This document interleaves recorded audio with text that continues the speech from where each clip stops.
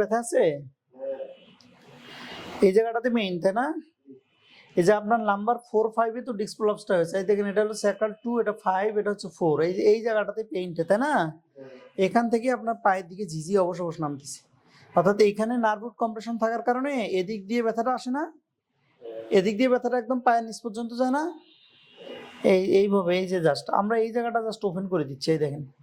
এই যে নাম্বার 4 5, এই যে এই জায়গাটা প্রবলেম না, দেখেন এই যে বোঝা যাচ্ছে, একদম এখানে বোঝা যাচ্ছে, একদম আমরা নাম্বার 4 এবং 5 কেই ডিকম্প্রেসড করতেছি, একদম টু দ্য পয়েন্টে ডিকম্প্রেসড করতেছি জাস্ট এই জায়গাটাতে, তাই না?